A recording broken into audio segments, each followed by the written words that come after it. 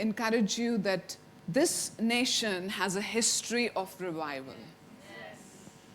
You're not sitting in a nation which has no heritage, but it has a very strong heritage of revival. And this nation has been founded on Christian foundations. Unlike our nation is, I would say, still maturing and bringing and laying foundations so that people in our nation can come to know Jesus as their personal Lord and Savior. It is happening, but your nation carries a heritage of revival.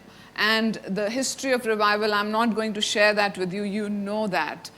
But from the church that we are coming, from the church that I was saved in, and both of us were baptized in the Holy Spirit in that church was founded by an Elam founder, the Elam movement, George Jeffreys. And George Jeffreys had tent meetings. He would hire the Royal Albert Hall in London, and he would have these Easter morning meetings, as they would say, and they were, in those 10 days of meetings, they would see salvations like 2,000 people coming to know the Lord. They would have 10,000 communions, and they would have sort of 1,000 people taking their water baptism soon after the services. So this is revival.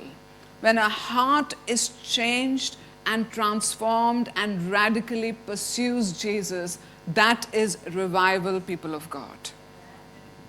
You're very silent. Hallelujah. So this is my testimony. I came to know Jesus in 2002. I came to England, to Leeds as a student. I came to pursue my master's in business administration. So I was studying. I was at Leeds Beckett's, and the month that I came in, the flatmates that I was staying with were two Christian girls. One was from Malaysia, and the other one was from Dominican Republic. So one was pretty small, and the other was pretty big and strong, but both strong believers. And they sort of led me to church, and we started attending the evening services of this Pentecostal church. And every Sunday evening, I would love to go back to church. I would go to my Hindu temple. I would go to my Sikh temple. I was very popular because I would love to do community work with them. And on Sunday evenings, I would go to church. So when I was going to church, I would sit right at the end of the sanctuary, and it was an old heritage building, and I would usually cry, and streams of tears would come down, and I'm thinking, why am I crying? What is happening in this place?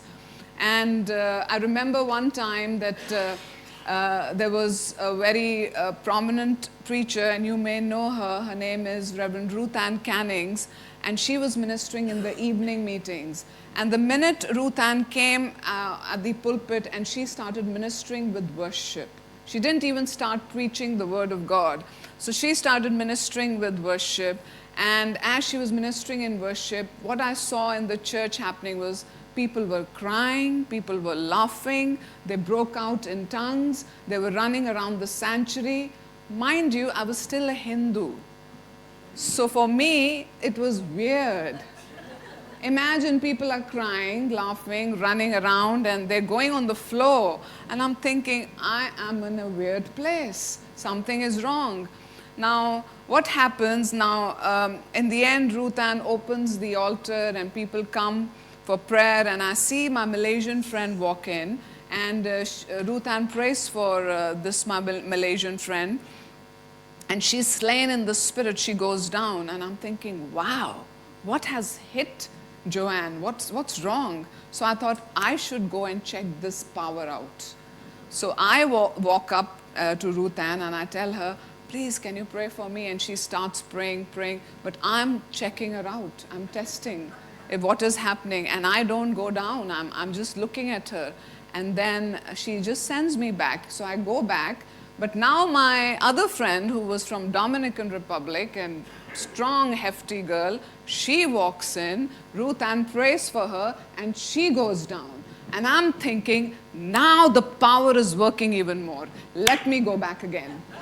So I go back again, and I get prayed over by Ruth Ann again, and she's praying, and then suddenly Ruth Ann looks up, and she says, "How long have you been a Christian?" And I go like, "I'm not a Christian.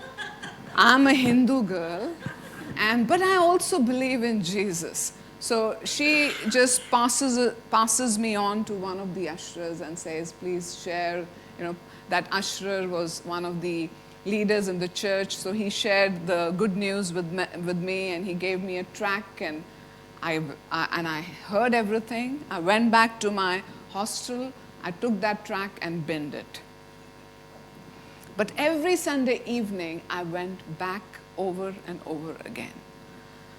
I want to encourage you, and I want to open this meeting with this word from God, that I believe in the glory of God. I believe in the glory of God. Because I believe when the glory of God hits you, touches you, or when you're encountered by the glory of God, you are never the same person again. You're transformed completely. And as we were getting ready and asking the Lord, what is the word you are giving for Kingdom Advance Network, for Advanced Church? What is it that you are bringing to this sanctuary, to this network, and how would you want to use us? And the Lord said, I'm going to transition the glory room into glory tent. It is going to be a tent which is going to see unusual miracles in Jesus' name. We are going back to the revival tents, but we are not going back to the same glory. We are not going to be restored back to the same glory, but we are going to be restored to the glory which is written in Haggai 2:9, that the glory of the latter house is going to be much greater, much larger, much more unusual than what we have seen in the previous seasons. Are we ready for that? Are we ready for that?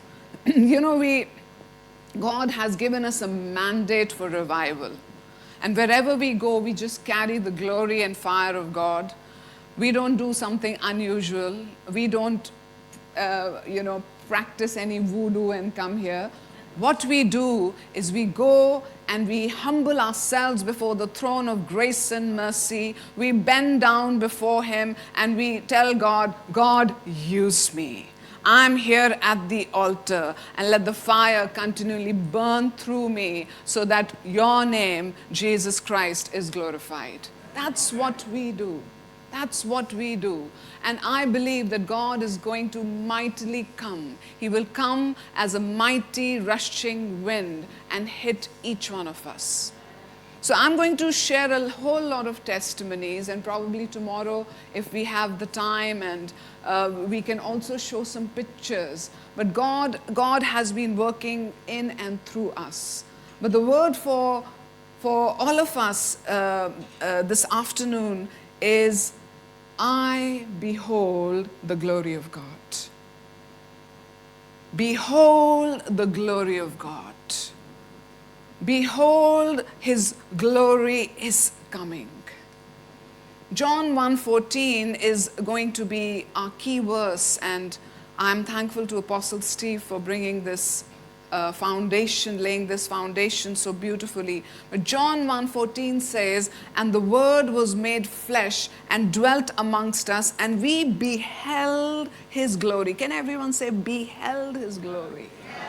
beheld His glory. It's like I've handled His glory with my mass, with my every cell, with my being, and I'm absorbing His glory. I have beheld His glory. The glory as of the only begotten of the Father, full of grace and truth. To behold is to look upon, to view attentively, to contemplate, to see an important person that are looked on with admiration in the sense of visiting, meeting with that person, to learn by looking, to see with the eyes to perceive.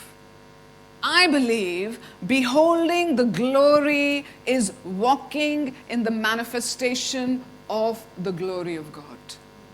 So the more I behold the glory of God, the more I walk in the manifestation of the spirit man I have just beheld.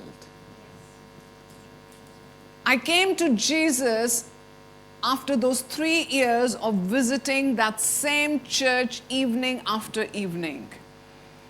The Lord encountered me when I was living in my flat in Leeds, and Natasha and one more Indian friend were praying with me.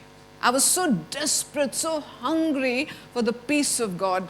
We had everything. I had everything. I had a good job in the UK. I had a nice flat. I had all the facilities. I was richer than my Indian friends, and that mattered to me at that time.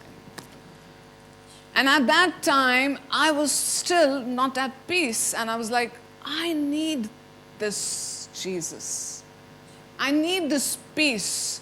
And then I asked Natasha and I asked this other friend that, can you pray for me? And when they prayed, they started praying for me. That's what they said. That as we started praying for you, we saw the walls coming down. They were praying from the spirit realm, from the glory realm, and praying over me. And as they were doing that, I saw before me the Lord Jesus standing with open arms. And I saw myself as a little girl, as a 3-year-old probably, in my little frock, and I was a chubby kid. And I saw myself wanting to run into the arms of this man. But something from behind me kept pulling me back. Now I understand it more, that what was pulling me behind was the work of the enemy. It was the clutches of Satan, the devil himself, who was not letting me go, because he knew if I am released, I am going to be transformed with this glory man. But something, somewhere, I know that was the Holy Spirit who whispered in my spirit man and said, ask God that you want to go into His arms. And I made that little prayer. I said, I want to come into your arms. And as I said, I want to come into your arms, this devil left me and I ran into the arms of Jesus and He hugged me. That's glory, people of God. That's not a light affair, because as a Hindu, I was embraced by Jesus. I was not embraced by one of the million gods that we had served, or our nation, or as a person we had allegiance to, but I was just witnessed by the Lord Jesus Christ.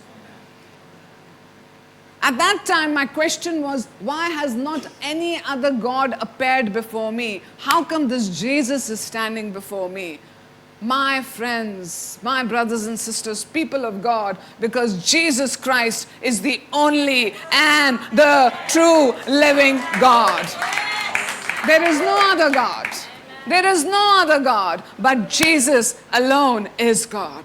That's why He appeared to me. And when I had that glory encounter, I found myself literally full of tears. My face was like all sob, all full of tears. And they both were still praying. They were still breaking walls. They were still doing the warring and everything. And I was like, what? I just pushed them aside. I got up and I went straight into my bedroom. Because in my bedroom, I had created an altar. And that altar was full of all the Hindu idols. They were all little idols, a big picture and everything, and a big picture of Krishna I used to worship. And I picked up everything, all these little pictures and all these idols I picked up and put it in a bag, and I then gave it to my friends. I said, do what you need to do with this, for I have found my answer. That's glory. Next day, it was a Saturday. I remember it was 28 September 2002. It was 8 p.m. in the evening. I cannot forget that moment. I cannot forget that day. I cannot forget the encounter, for that was the glory of God. Next day, Sunday, I go to church and they're serving communion. Do you have communion over here? I believe we are going to have communion at the end of this evening, right? Shabbat Shalom. And as we were being served communion, nobody has explained this to me. Nobody has taught me. But as the communion tray is being passed, and I pick up the emblems of the bread and the juice, and I'm about to partake of them, suddenly I have this vision where I see an ocean. And I see that ocean is full of blood. And then suddenly I see that ocean that is full of blood, and on that sand is lying the same picture of that Krishna God. And I see as the waves of blood come and they wash over that picture and cleanse it. And the Lord said, behold, I'm making all things new. That's the power of the blood of Jesus. That's beholding the face of Jesus, beholding the blood of the Lamb, and seeing the power transcend over your life. We had many encounters. I remember that same night, on that Sunday night, as we slept on that same bed. It's okay for Indian girls to sleep on the same bed. We're culturally used to that. But as we slept on that same bed, we saw, literally, it was like a big banging going on in the ceiling. And we felt like there are drums being beaten. And at that time, with little knowledge, I could understand there is high-level warfare taking place over our lives. Natasha was recently Spirit-filled at that time, very powerfully filled with the Holy Spirit and transformed. And I had this radical encounter. And that Sunday night, we are hearing drum beats. If one person hears drum beats, it's unusual. But if both of you are hearing the same drum beats, something is happening in the spirit realm. And as we're hearing these drum beats, we just open our eyes, and together we see that where I had laid that altar of idols, just over that console, over on that ceiling, I see shadow of the blood of the Lamb. I see all red over that ceiling, and I'm like, wow, what is going on? And the Lord was saying, this is the power of my blood. I make all things new. I cleanse your past. I make you into a new creation. And we see the whole shadow and the power of the blood of the Lamb, and such peace came over our lives.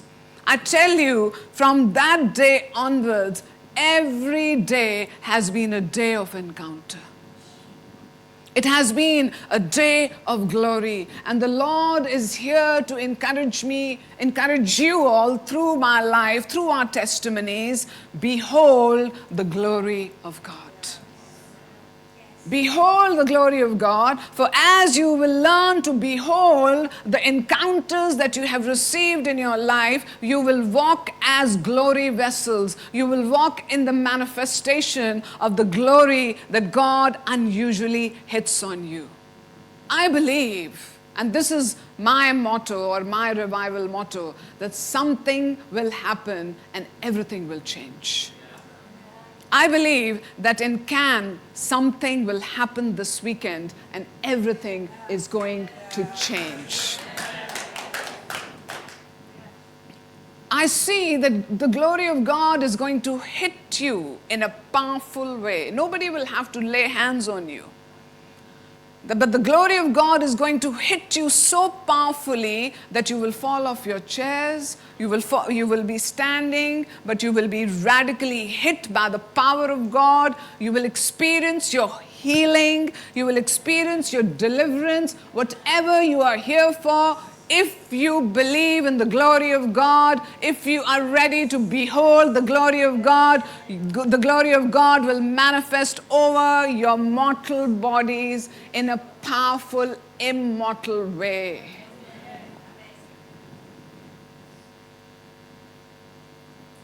Behold the glory. Behold the glory.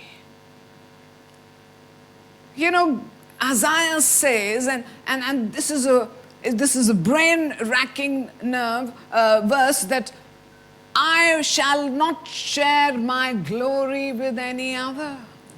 Whew. No other. Yet we will see how we have all been given the privilege to experience the glory of God. I want to draw a biblical parallel for you. There are two important verses that the Lord has spoken to me about, and they are found in Hebrews 11 chapter 1, verses 1 to 3 and 2 Corinthians 4. And it is all talking about the invisible realm. It's talking about the unseen which becomes seen in our lives. As Indians, we are very much acquainted to seeing the unseen spirit realm. We've been very aware growing up of the demonic realm. So when we come to Jesus, we suddenly become very aware of the Holy Spirit realm, of the realm that is so unusual and much more powerful and much more holy and much more huge and larger than the demonic realm. So in Hebrews 11 verses 1 to 3, the word says, now faith is the substance of things hoped for. Even right now, I believe the Lord is breaking some of you. You're encountering the Holy Spirit. God is transforming you. There's a realm of, you may be in the Lord, but there's a realm of the demonic which is holding on to you, and God is breaking your chains even right now.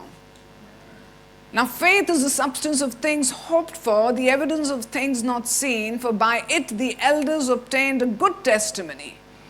By faith we understand that the worlds were framed by the word of God, so that the things which are seen, everyone said things which are seen, were not made of things which are visible. Now 2 Corinthians 4, the Apostle Paul says a very similar thing.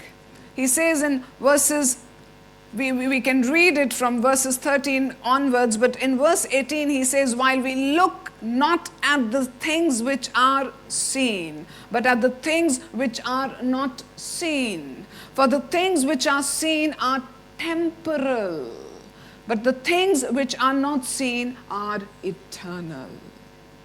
So to my understanding, as faith is on earth, everybody can say, as faith is on earth, glory is in heaven.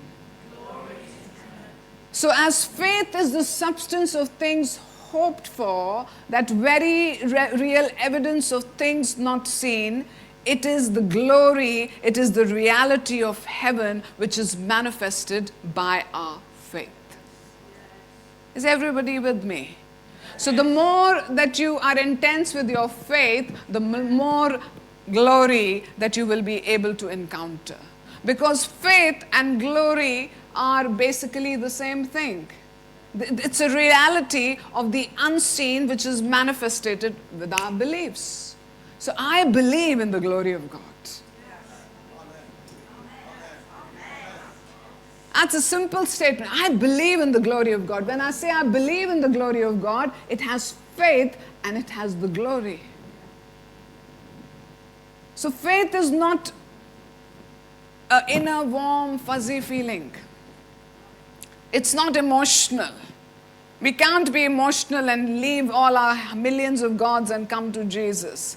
We can't be emotional and encounter a God who wipes away all our sins. We can't be emotional and encounter the glory of God in our households where broken relationships are healed and mended. That's not faith. Faith is the assurance. Faith is the evidence that it takes our intellectual minds go berserk thinking about faith. It's a leap into the irrational world. Blind faith is the most deadliest foe to all our intellect. And the meaning of true faith is that it surpasses every rational understanding. That from nothingness we find everything. From a place of poverty, we can come into that place of fullness because of faith. From a place of being sick and diseased and totally dying, we can come to that place of wholeness. You know, the Lord gave me a promise because on 18th December 2024, my mother went home to be with the Lord. And the Lord gave me a promise on that day because she was found with cancer, leukemia on 16th December 2024. And 17th December, all night, my mom was talking to me, with her hands, encouraging me that I'm right there. Daughter, keep going on for the Lord. On 18th December, she went home to be in glory. 2 days. It was not 2 days of suffering, it was 2 days of glory, I always say. And on 18th December, God gave me a promise that I'm giving you authority over cancer, over leukemia. How do we know that? I just believed. I said, I believe you, God. I believe in the glory of God. And a month later, we have this lady who walks in the church and she says, because after a few days, I gave this proclamation online. I said, people watching online, God is healing you of leukemia. She brings back her report and she brings everything with her and she says, even as you were making that proclamation, I had report from 18th December 2024 that the Lord healed me of cancer, leukemia. She got the report and it said 18th December 2024 and she today walks in her healing. That's glory of God. That's glory of God. So faith is unusual, is irrational, and so is the glory of God. It is not a rational work of God to come before you, encounter you, to hit you by His power, to transform you. Faith begins, and I know Apostle Steve and my dear friend Natasha are more rabbinic in nature and they will teach you more of the Hebrew words. But faith begins with the word aman, which is also pronounced as amuna or amen. So every time we say amen, we are proclaiming our faith. And we are proclaiming that I rely on this Yahweh God more than my own self. That my trust is not in horses or chariots, but my trust is in the name of the Lord.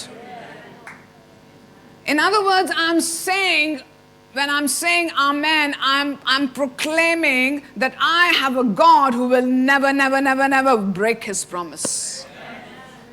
that his word and his promise will come to pass.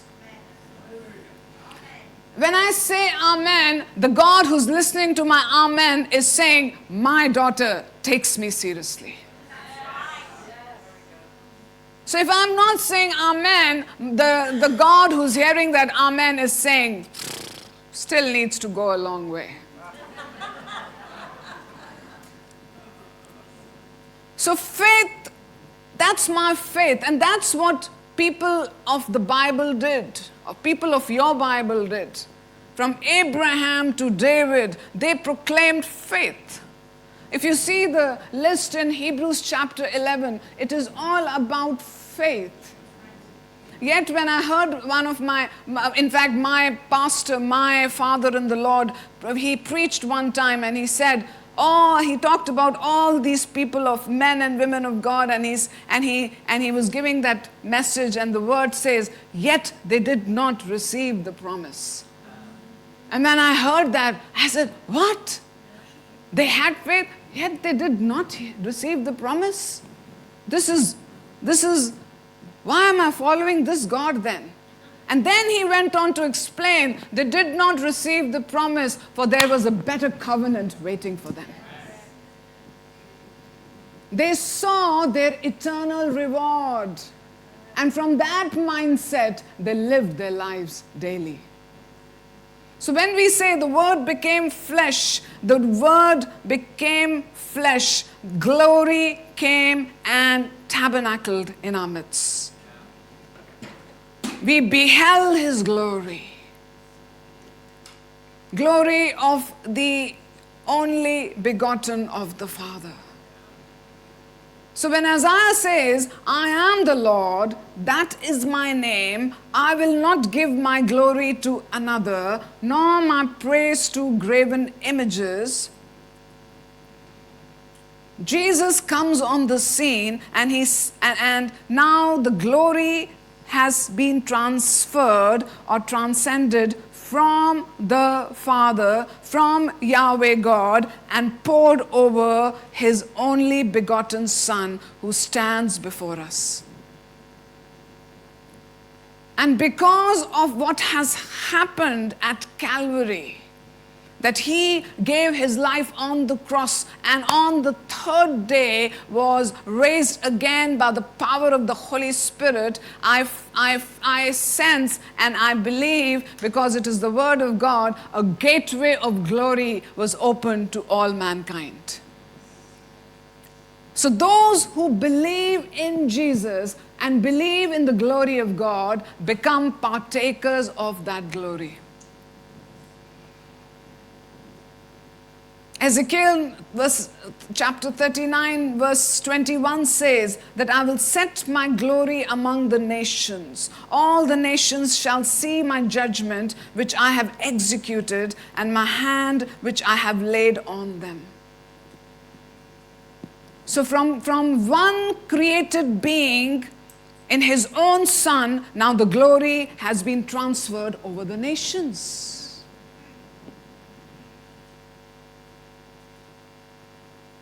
Then Psalm 72 says, 72, 18, 19, blessed be the Lord God, the God of Israel, who only does wondrous things. And blessed be his glorious name forever, and let the whole earth be filled with his glory. Amen and amen. So to me that means from that glory created being Jesus Christ, now the glory is not only transferred to the nations, but to all the earth. And then Isaiah 60 verses 1 to 3 says, for arise, shine, for the light has come, and the glory of the Lord is risen upon you. For behold, the darkness shall cover the earth, and deep darkness the people, but the Lord will arise over you, and his glory will be seen upon you. The Gentiles shall come to your light, and kings to the brightness of your rising. To me, that means the Isaiah 60 church is going to arise with the glory of God. Then Isaiah 52 says, the Lord has made bare his holy arm in the eyes of all the nations. And all the ends of the earth shall see the salvation of our God. To me, that means that every person, be it however sinful we are, however wretched we are, however bad we are, we could be the worst sinner on the face of the earth. The arm of our Savior has been bared open to us, and He's calling out to us, come to me and experience the glory. That's my God.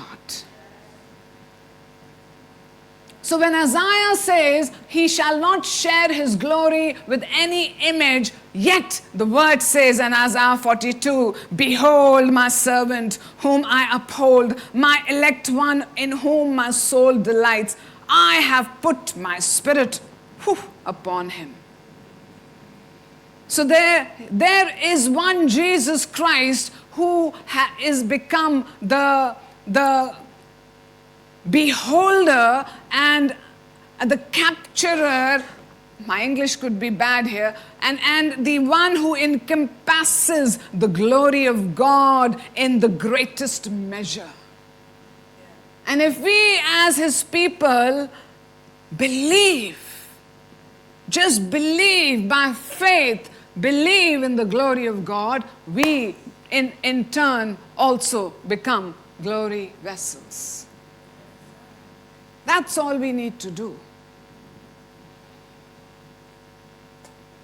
Glory people building glory temples for God.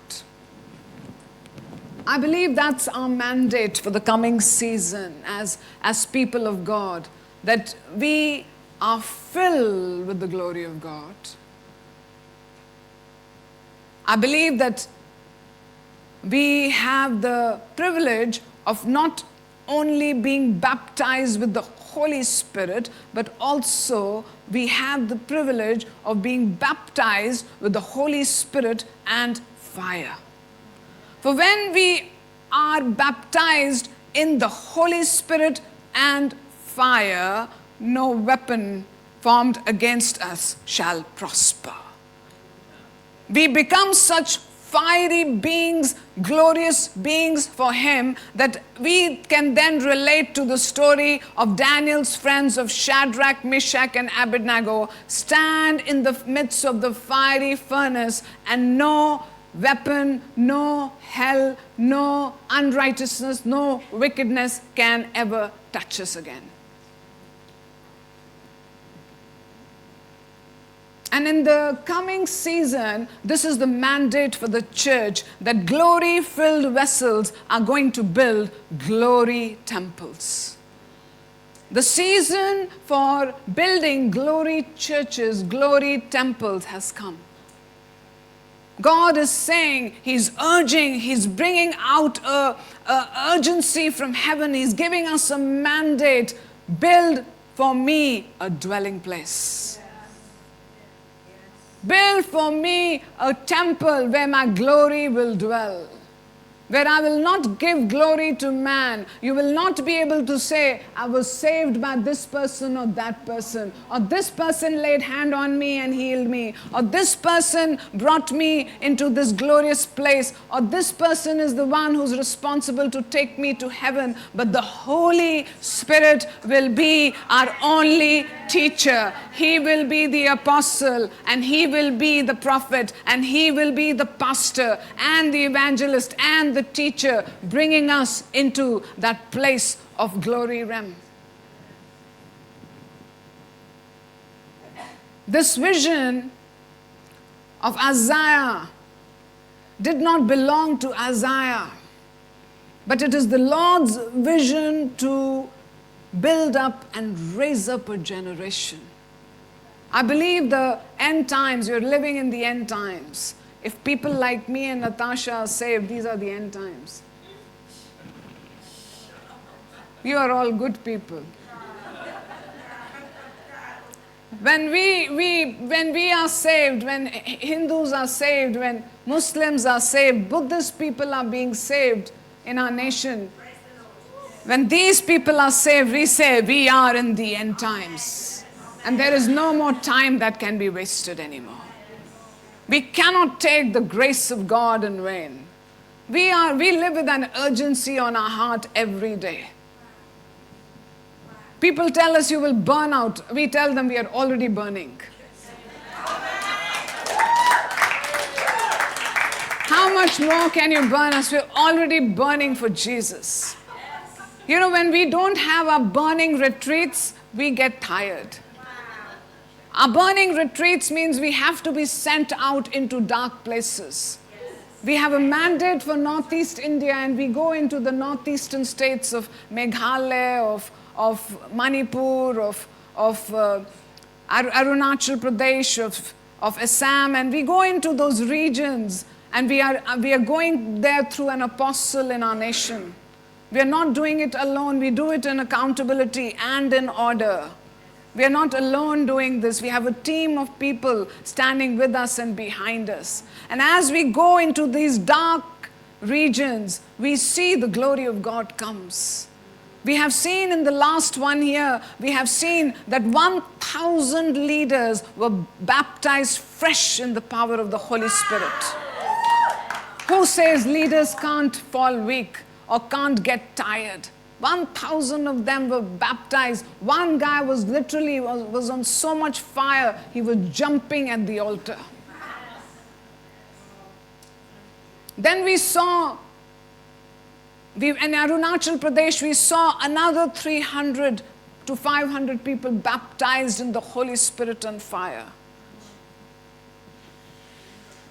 We saw in Leh Ladakh, the Lord took us to Leh Ladakh, the top of our nation. The Lord told me, I'm sending you to the top of the nation to begin a revival. And I'm going in my head, don't send me to Kashmir.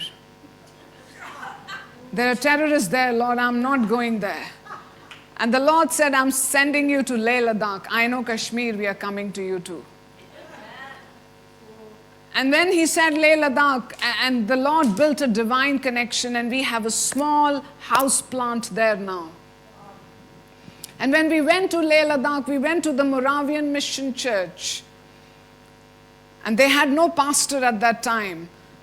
And we went and we ministered in that church. Only 50 people came.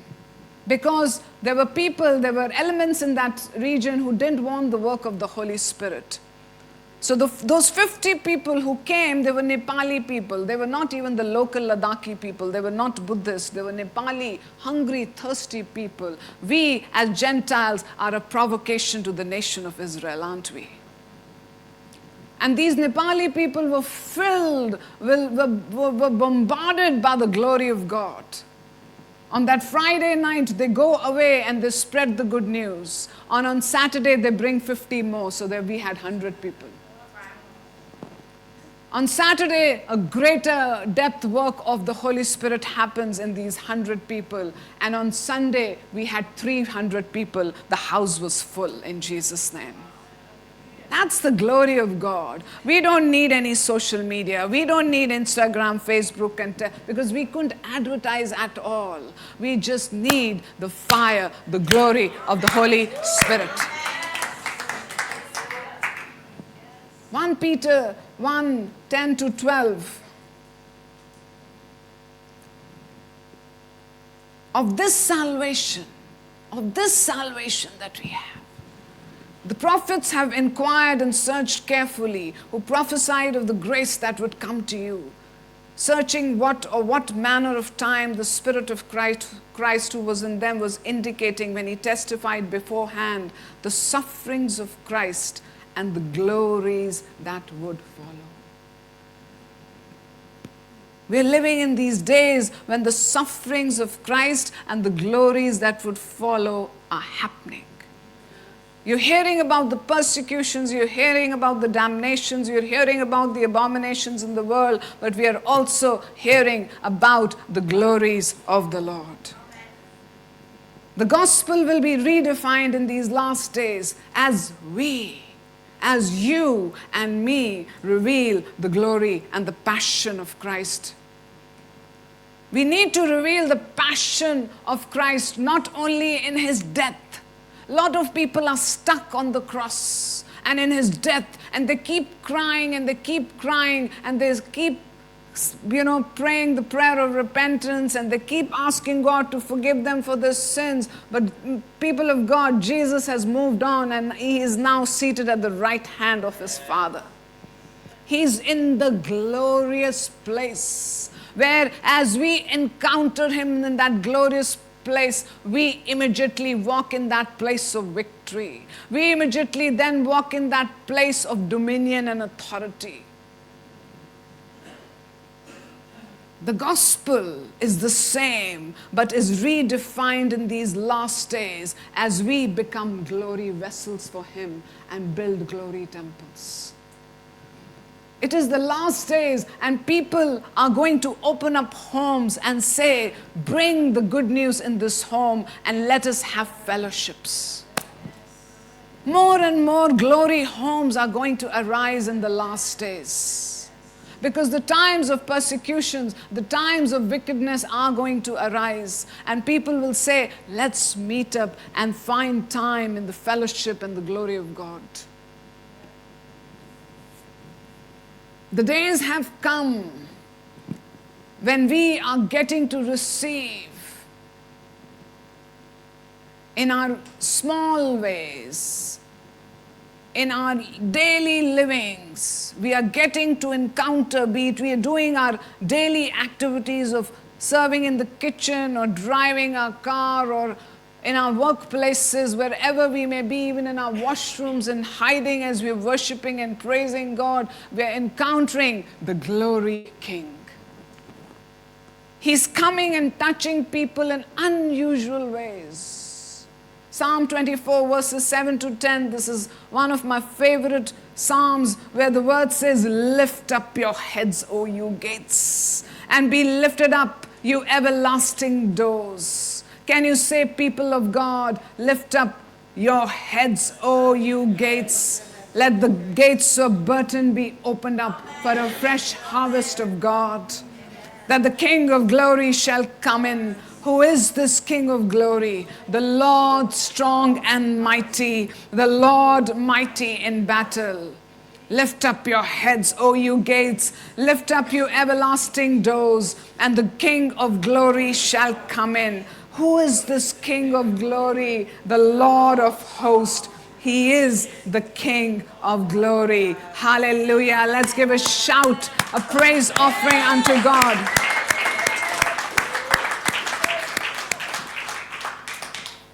Dr. Brian Simmons, the Passion Translation, and we follow him and we're part of his study group.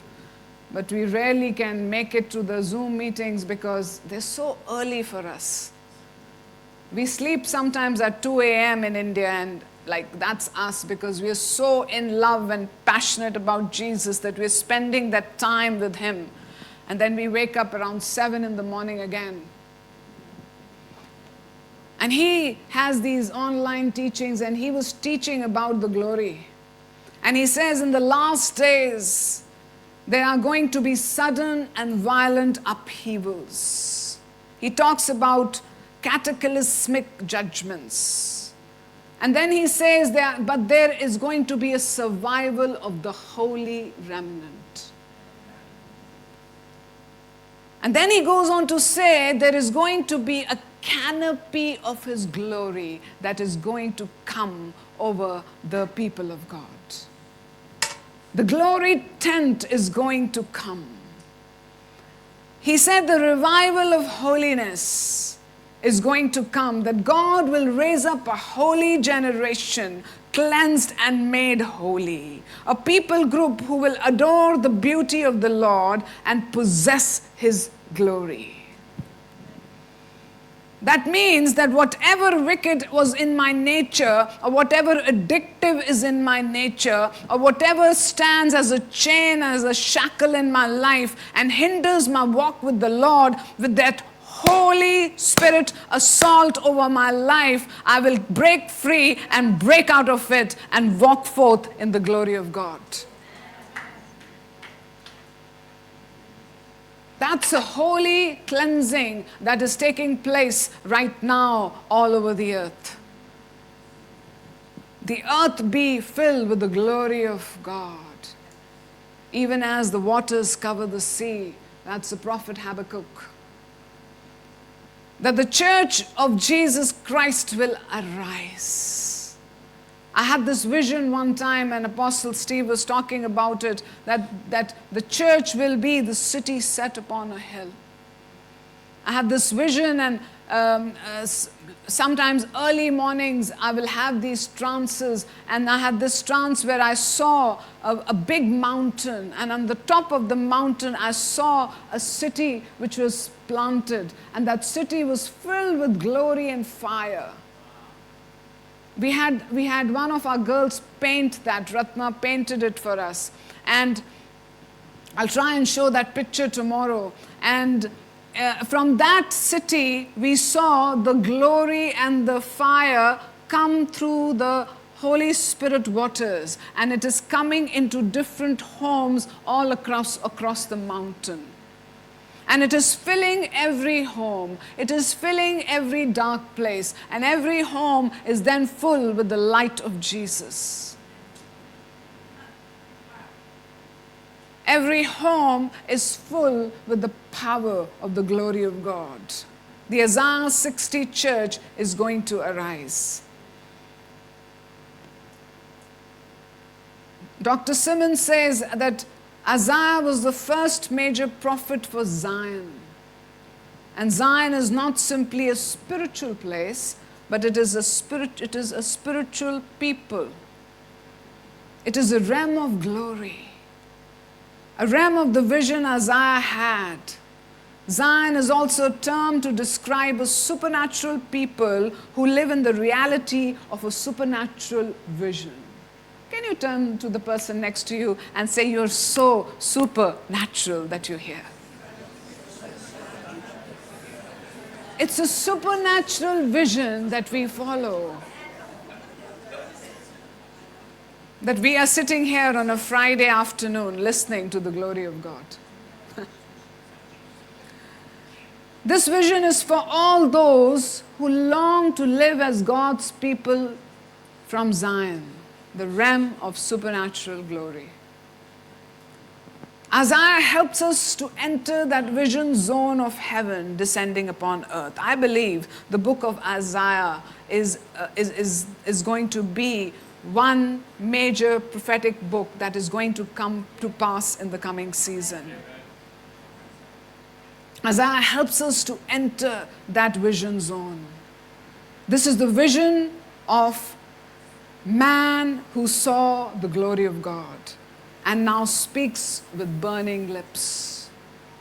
That's you and me God wants to make. That as we behold the glory of God, we will speak as men and women with burning lips. And we will say, Lord, send me.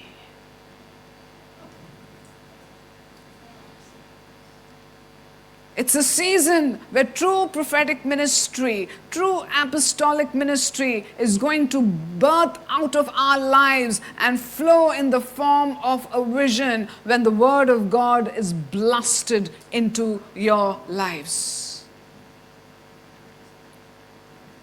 Brothers and sisters, my friends, we have heard messages upon messages. But it is time to preach the glory of God. It is time to preach the glory of God. It is time to preach the glory of God. I just see that Jesus is returning back. He's taken one step more towards his glorious church.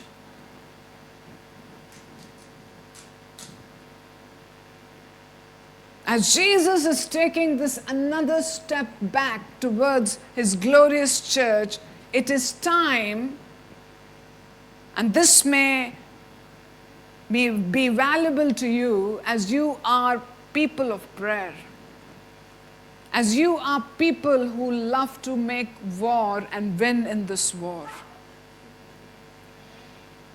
That you become people who are not prayers anymore. That you are no longer people who are warriors anymore.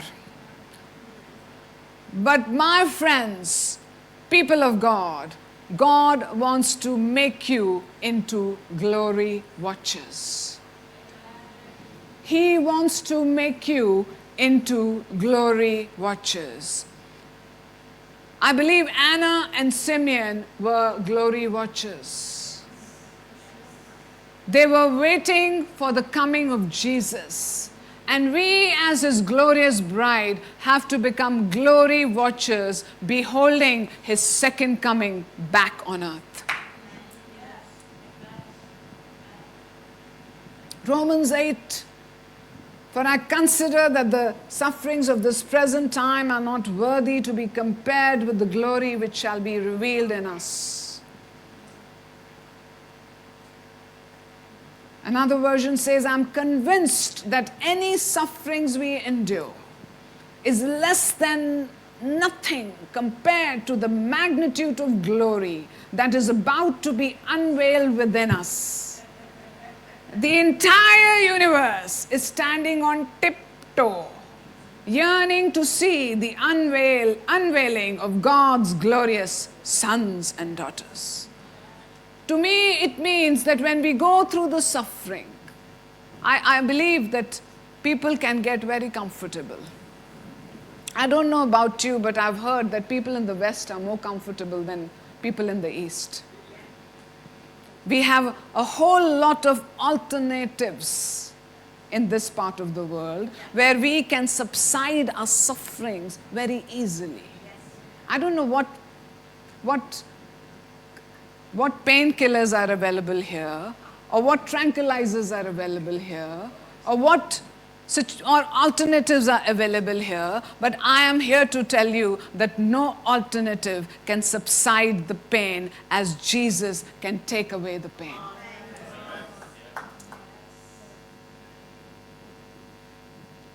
So when we go through the sufferings, as the Apostle Paul says in the book of Romans, as we endure the suffering, as we wait on God during that time of pain, of being pressed, of being afflicted, as we continue to wait on God, in that time as we persevere, as we are marinated with the Holy Spirit, as we are put on fire by the Holy Spirit in ordained and orchestrated situations that have been prepared by God, as we go through the fire, we are baptized in his glory realm, and we are created as a glory vessel.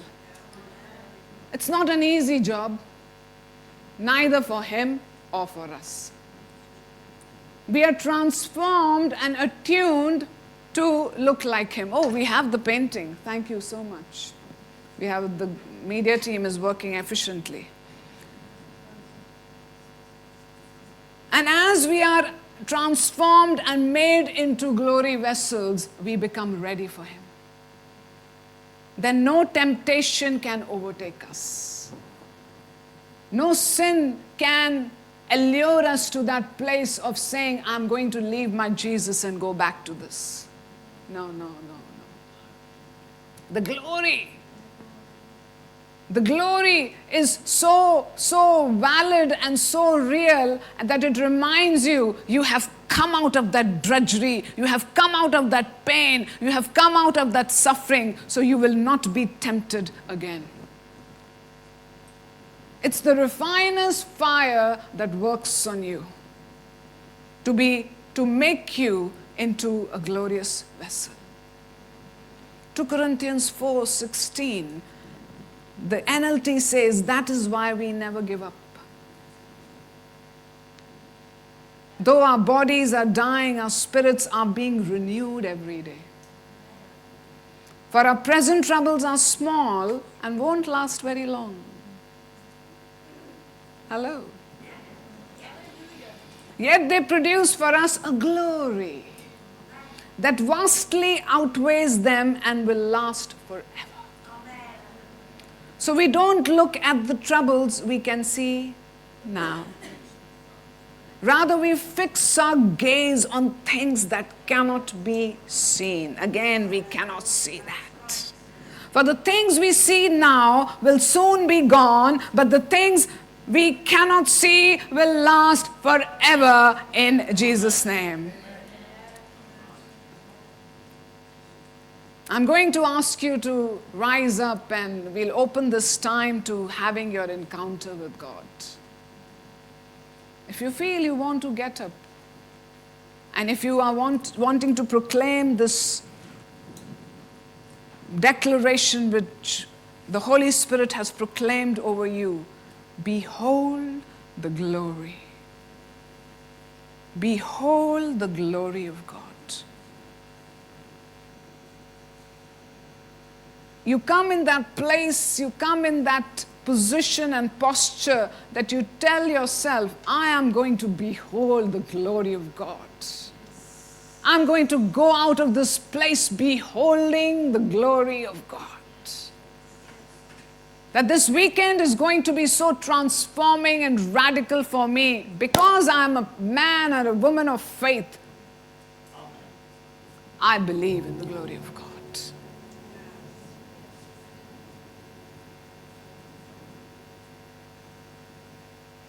Isaiah 4 verses 5 and 6, the Passion Translation says, then Yahweh will create over all of Mount Zion and over every gathering a cloud of smoke by day and a glow of flaming fire by night. And all this manifestation of dazzling glory, this is what your Bible says. And all this manifestation of dazzling glory will spread over them like a wedding canopy.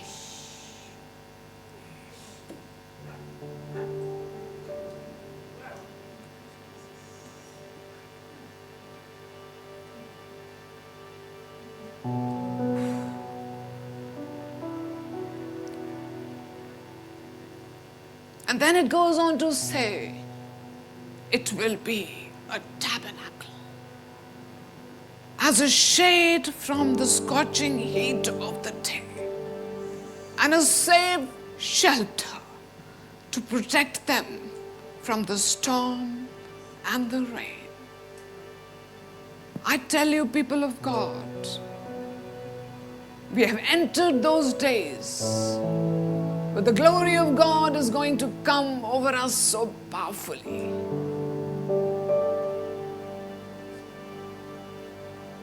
That no heat, no flying arrows, no abuse, no painful past is going to affect our spirit man anymore.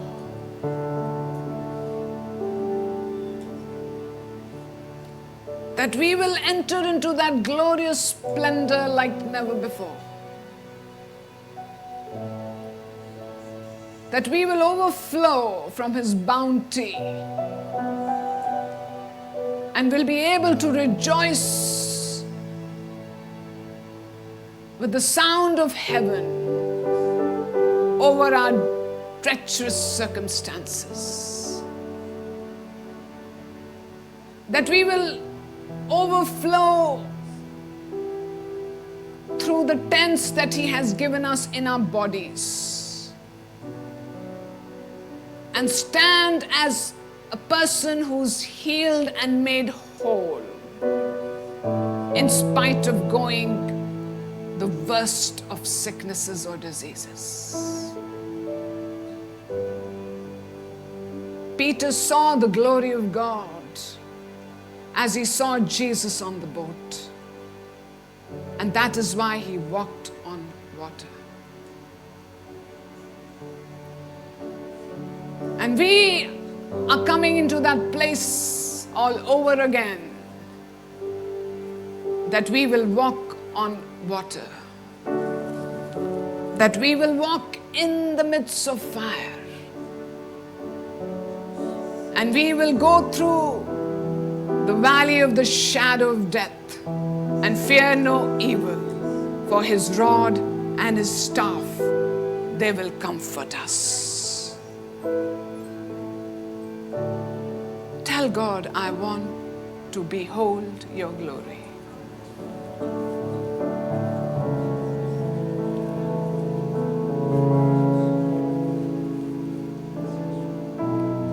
I want to behold your glory.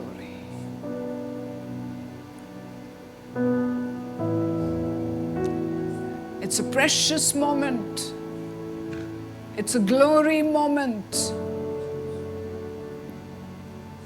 For Jesus has just walked into this room.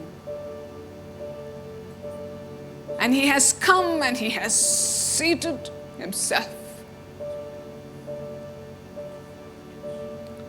And he's saying, I'm here to take you into a glorious realm.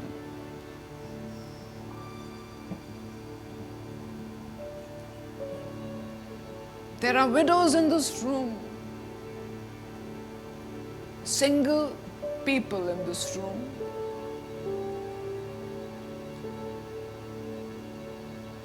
And God is saying, I'm going to blow the wind of the Spirit over you, and you will experience a companionship that cannot be ever broken. The loneliness that you carry will be driven away.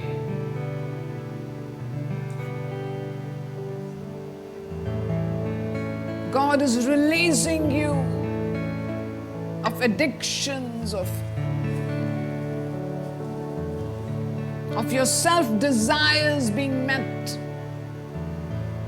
by reliance on substance and breaking you out of those chains.